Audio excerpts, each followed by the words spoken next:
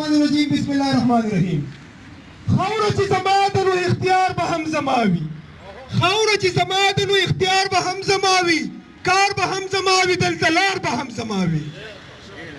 زه د ټولو ملګرو ډېر منندوی یم او په لومړی کې به زه دا ووایم چې موږ د خپلواک پښتونستان غورځنګ د پی ډي ایم د پېښور غړو ته دا باور ورکوو چې موږ تاسو سره ستاسو په دریځ ستاسو په موقف کې کلک ولاړ یو، لکه د غر در سره ولاړ یو.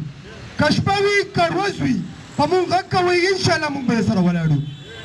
رابشم اوس د علي وزیر او د هغه ملګرو ته.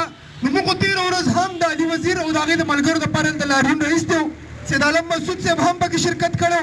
ما په هغه لاریون کې هم دا خبره کړې وه چې په سختو ټکو یا په جلسو جلسونو څوک څنګه غدار کېږي. موږ طلاق مال د پاکستان هغه شناختي کارډ هم په جیب کې ګرځو، علي وزیر هم ګرځوي. دا محسن داور صاحب دلته ولاړ دی، د پارلیمان ممبر دی. دا میر کلام صاحب ولاړ دی، دا هم د پارلیمان ممبر دی. دې خو هغه حل هم اوچت کړی دی د وفادارۍ، خو بیا هم موږ غداران. دوی اخر موږ نه غواړي څه. تاسو په خپله سوچ وکړئ، که یو پیشو هم تاسو په یو ګوټ کې بنده کړئ که نه، نو یقین وکړئ چې هغه به ښه نه ښه انسان به هم دله مات کړي. که تکړه د تکړه ځان ته وایي که نه، هغه به هم مات کړي. وجه دا ده چې موږ مجبور یو دې غږ ته، موږ یې مجبور یو سختو ټکو ته. نو په سختو ټکو څوک غدار کېږي نه. غدار هغه دی چې زما حق خوري، غدار هغه دی چې زما په وسایلو قابض دی، غدار هغه دی چې زما په خاوره زما ولنی حق او اختیار نه مني.